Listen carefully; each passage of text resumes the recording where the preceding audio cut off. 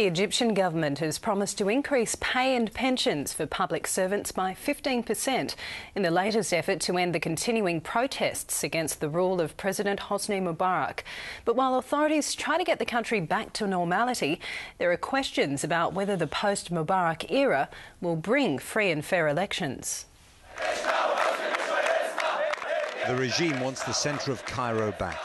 But when the soldiers tried to open up one of the government buildings in Tahrir Square, they were blocked. The army kept its promise not to use force. Allowing the protesters to get away with it will stick in the throat of many in the regime. There's no sign their instinct to stamp on dissent has changed.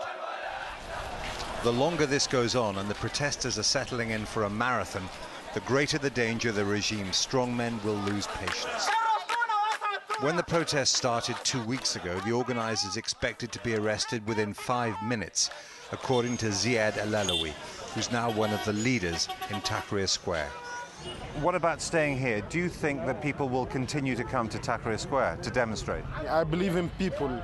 We believe in the strongness of people. We believe in if the people want anything, they can do it. Even it takes a long time to do. This might take a long time, do you think? I think it will take a long time. The crowds in the square, still very big, still demanding the president's immediate departure, are still paralysing central Cairo.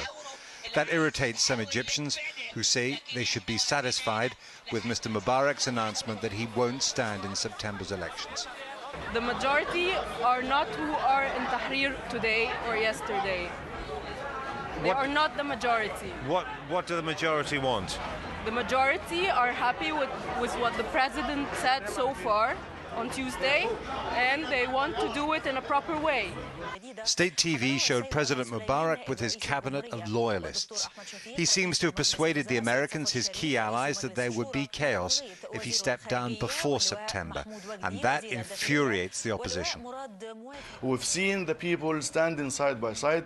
We've seen the popular committees, the people's committees at the street, running the streets without any problem at all. So talking about chaos, if this regime stays, that will be the real chaos in this country. So Mubarak has to go. Has to go. It's only sensible for the people here to doubt the regime when it talks about reform, because it has broken so many promises in the past. The big test will be the elections in September. The ruling party has a long history of vote rigging. That's why the people here want to hang on to this piece of ground. Being here gives the protesters leverage. This revolution has its martyrs, but it's incomplete. The regime wants it to stay that way.